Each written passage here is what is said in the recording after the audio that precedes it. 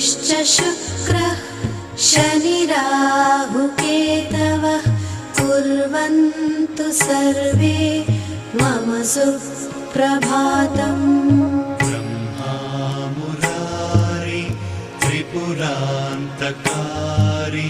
भानुशशि भूमिसुतो बुधस्य गुरुश्च शुक्रः शनिराहुकेतवः कुर्वन्तु सर्वे मम सुप्रभातम्।